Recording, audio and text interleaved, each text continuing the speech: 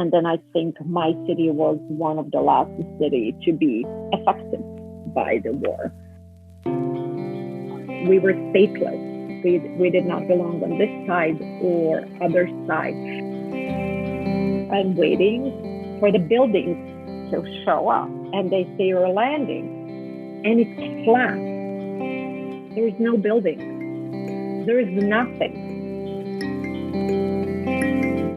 And just looking at people's eyes, and I recognize myself. I was looking the same. And that was about 10 years that I started to feel, yes, this is home. Hi, my name is Bozana, and this is my Berta beginning. Welcome to My Berta Beginning, a podcast about people from all over the world who have chosen to make the province of Alberta their home. My name is Mystique Mahoza, and in each episode, I'll be guiding you through the story of a different immigrant to Alberta. We'll find out where they came from, what brought them here, and learn a little bit more about the province from people seeing it for the first time.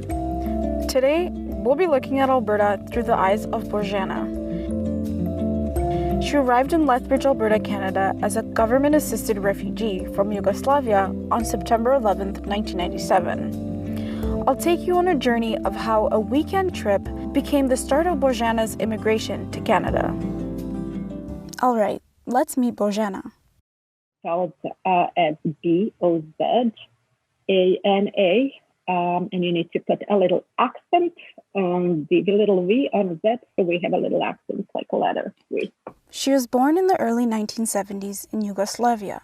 Former Yugoslavia. Now it's a 6 different country, but that's how I identified and grew up. Part of Yugoslavia that I'm coming from is Bosnia and Herzegovina. Yugoslavia is a country made up of 6 socialist republics: Bosnia and Herzegovina, Croatia, Macedonia, Montenegro, Serbia, and Slovenia. Now, the Cold War hangover means any country with socialists in its name might conjure up images of suffering, repression, and isolation. But growing up in Tuzla, in the northeast of what is now Bosnia, Bozana was living a life that would seem similar to most middle-class Canadians. I went to daycare at the age of 2. I went to preschool, elementary school, high school, and started university. Saturday and Sundays I would spend at our family cottage or at my mom's or dad's family. Travel a lot through former Yugoslavia. School was very important. University was very important. Sports were a huge part of Bozana's life growing up. That's probably why she ended up studying physiotherapy at university. I was playing sports, gymnastics, tennis, handball, basketball. Even acrobatic rock and roll, a colorful athletic dance competition style that is part gymnastics and part swing dance. She loved music and went to concerts with bands like the one you're hearing now. Riblija Chorba, or fish soup in English. When they came in my hometown, and it was packed, over 10,000 people. So pretty much my life was the same way that people are leading here in Canada.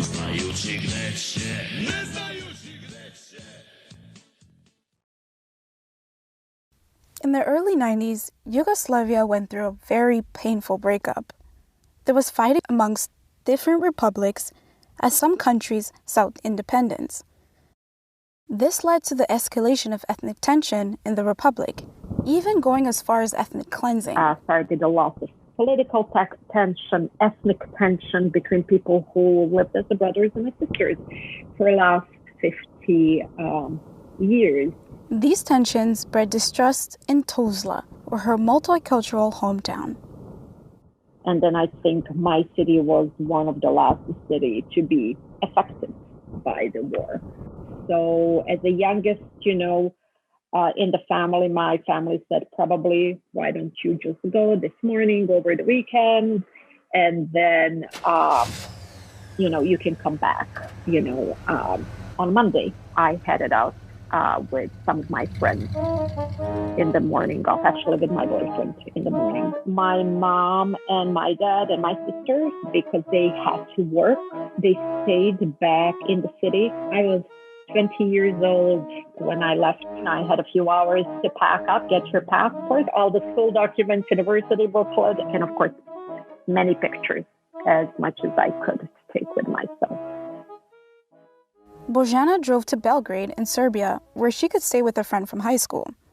When they sat down to catch up and turned on the television, what they saw was shocking.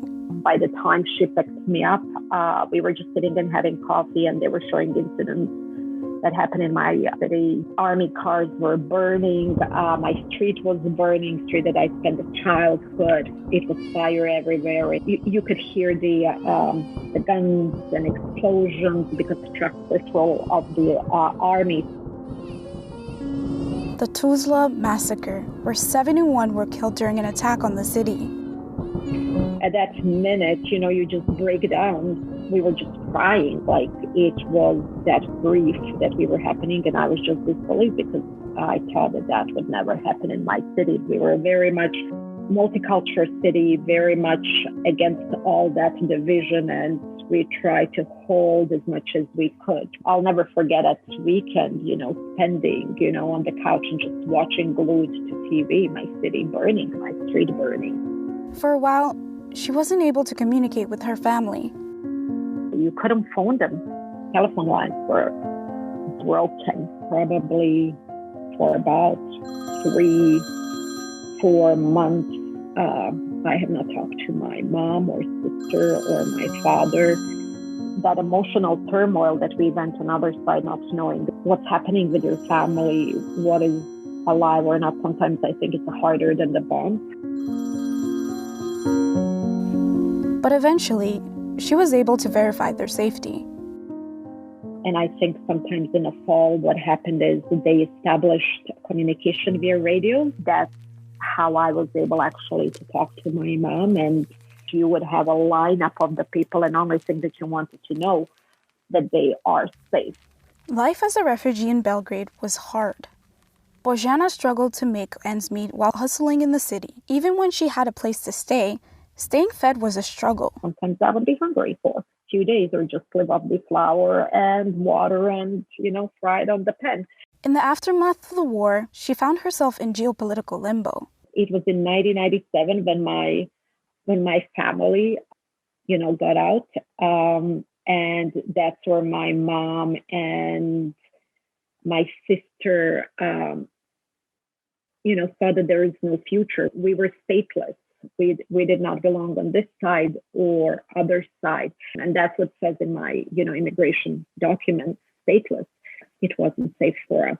That's when we decided it's time to leave. With her parents separated and their father living elsewhere, Bozana and her sister Natasha and her mother knew they'd be vulnerable if they returned. At that time, we were applying through the Canadian Embassy. The three women filed their forms and attached letters outlining their status as stateless refugees and the circumstances that had led to their situation. We did get a response in a writing from the Canadian government for myself and my sister that we had been selected to come for an interview. They arrived for their interview at the Canadian Embassy in Belgrade as prepared as they could be with all of their documentation. And we were to present all our identity cards, passports, addresses where we lived. But there was no amount of preparation that could take away the anxiety of the process. We waited probably for about half an hour. It's a huge room, and it was filled with people from our country. And we were seeing people, coming in happy, or we were, seeing people coming like really sad. And we were nervous. After what seemed like ages of waiting, the sisters were called into a cubicle where they met a male immigration officer. He spoke Serbo-Croatian, not fluently, but enough for the conversation they needed to have. It was just the basic background information. Most of it revolved around verifying documents and the stories the women had put in their applications. As the conversation went on, they began to receive a clearer picture of what their lives would be like in Canada. And then at that time, we had also discussions what city we would like to go to, and we indicated Toronto or Vancouver. However, the immigration officer, in a move that would change Bozana's life, decided there might be another option that would suit them better. This little city that is close to the mountains, that it will be maybe much better fit for the two single young females, right?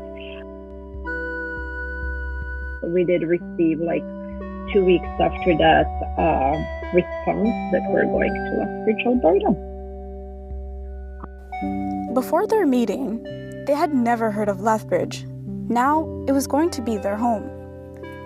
But after a war that pitted neighbor against neighbor in Tuslav, they knew going back was not an option.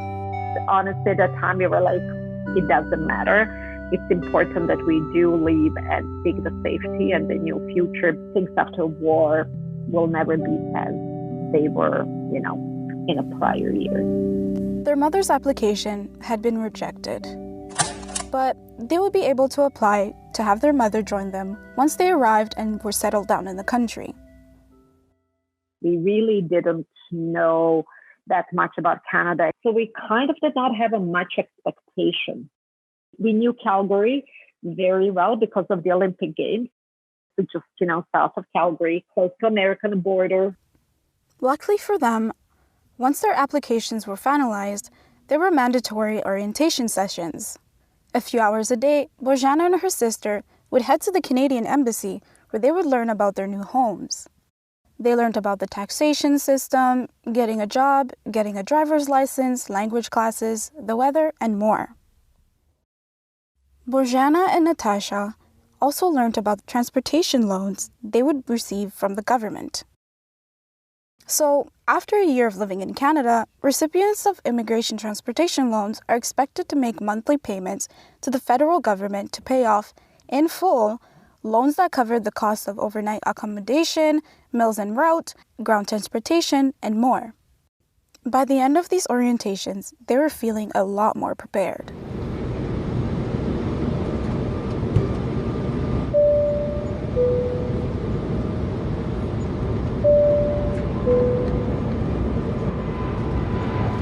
So the journey began.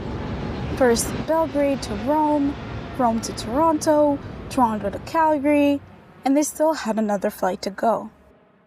We're flying to Calgary. We're thinking, oh my goodness, how big this country is. We're flying 3.5 hours, right? So we come to the Calgary airport, and then we're waiting to board onto a plane for Lethbridge. What Bozana saw next was something the orientation had never prepared her for. It was a 10-seater plane. Even her, a self-proclaimed short woman, felt cramped in this tiny plane. As it soared over the southern Alberta prairie, she kept thinking to herself, where are they taking us if the plane is this small? They told us half an hour, 30 minutes flight, so I'm waiting. I'm waiting for the buildings to show up, and they say you're landing, and it's flat. There is no building. There is nothing.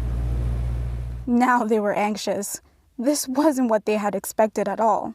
They made their way into the airport, a modest structure that looked like it came from the same miniature set as the plane. Everybody's going their own way, and we're looking, is there anybody for us? And then this lady comes in, and we're like, is this our last stop, or are we going somewhere?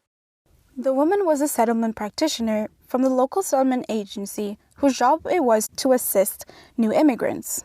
Organizations like this are funded by the federal government to support government-assisted refugees. She would be taking the sisters and their luggage to the hotel that would serve as their accommodation until they got a place to stay. But the drive into town did little to calm their fears. Named after the city's first mayor, Marimograph Drive is the busiest north-south road in Lethbridge. It's a major commercial hub with big box retailers, restaurants, and hotels. It has a lake, a park, a golf course, and a Japanese garden, all of which you can see when driving into town from the airport. which is right at the southern end of the road. But back in 1997, all Bozana could see was a ghost town, where no one was out walking the streets on a Friday afternoon. Costco, Safeway, and McDonald's, and nothing, like literally nothing. We were really, really anxious. They realized that their orientation had given them a lot of general information about the country, but that they were clueless on the specifics of the place they'd found themselves in. We had no idea what the small town in Alberta looks like, because nobody explained you that, about that area and region. For me, it was quite shock living in Belgrade, another bigger city, coming into a tiny Lethbridge. By the time they arrived at the hotel, the sisters had already made up their minds. We are leaving. We are going. We're not staying here. After a week, they decided to give this small town a shot. Maybe it would be just the right fit for them. One more thing. Bozana was pregnant. This is a huge moment, but she says she wasn't worried at all about it. In fact, she only really mentioned it about 2/3 of the way through the interview. Honestly, I just wanted to have a kid, right? I wanted to be a young mom. I always wanted to have a kid, right? So for me, it wasn't weighing on the mind. And I also knew that healthcare in Canada is amazing. And they have,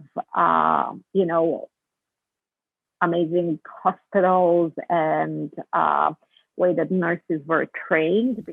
She spent the first year learning as much English as she could. I was pregnant with my boy. So for me, language was number one. So we started language classes at Lethbridge College, and we went every single day for 4 months. We did listen a lot of radio. We had no TV, reading a lot. Started with a lot of newspapers and, gossip magazines. We brought 2 huge dictionaries. One was from English to Serbo-Croatian, and another one was from Serbo-Croatian to English. So we tried to build as much vocabulary as we could. Also, I took prenatal classes. They were all in English. Some things I understood, some things I didn't. Also, having a baby, I started with many baby books and many baby literature.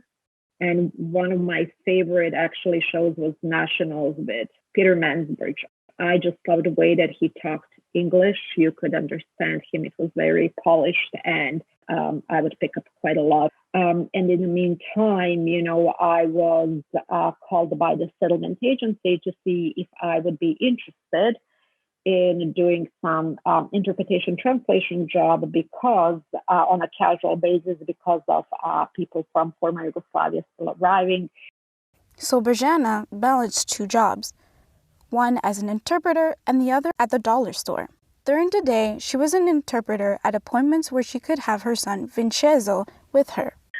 So I was able to, go on these appointments with him, and they were very flexible. I would carry my baby, have his lunch and all of that. And we would go on all kinds of different interpretation assignments in community or in the office.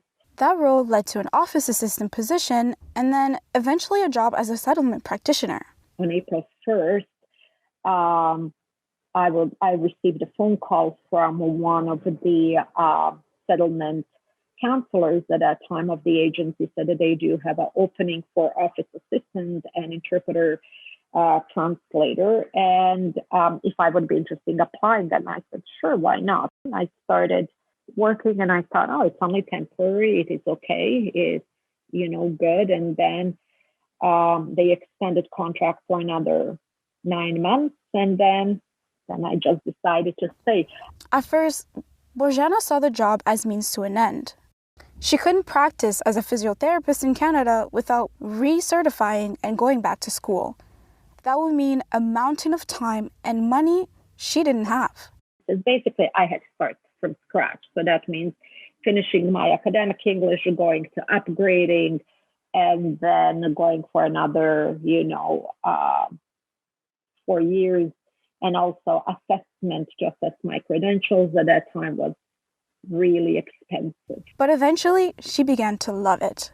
And then one thing turned another. I fell in love with the settlement and just decided to stay and build my career there. The job allowed her to be on the front lines helping newcomers, often refugees like herself, adjust to their new lives in Canada. When she would head to the airport to pick up new families, and for me, it's always the most beautiful experience, and I think the most rewarding experience when you're welcoming somebody.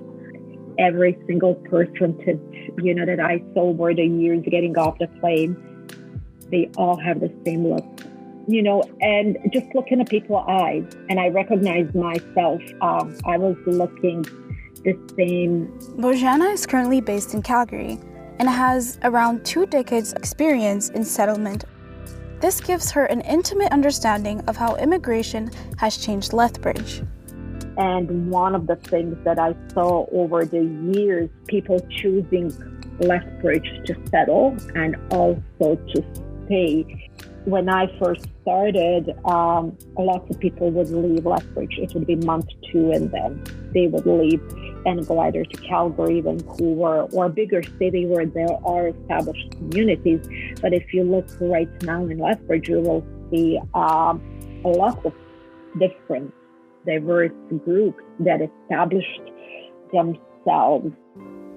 She understands that for years, many communities have made Lethbridge home and that there was diversity there before. There was, diversity, but not as much as happened in the last 10 years. As for her own settlement journey, Bozana believes you're always finding your feet. As she experiences different life stages, she seems to learn more about what it means to be Canadian. It's a process, right? It's a process, not being assimilated, but rather integrated, being able to keep what is the best from my parts of the world and taking what is the best from Canada, right? And mesh that together.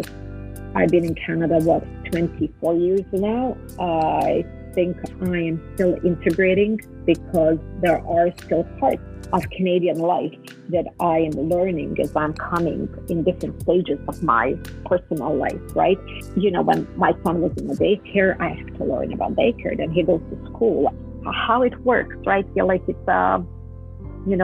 today to your day to bring sandwiches and, show and tell. I never grew up with that. Then he started, swimming. I had to learn the totally new concept of the sports in Canada. Then when he started university, now he's going into his master's degree. Now I'm learning what that means.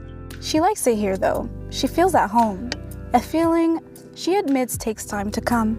I was visiting, I think, my friends in Vancouver, and I'm driving down to Highway 3 entering, and I said, oh, thank God I'm home.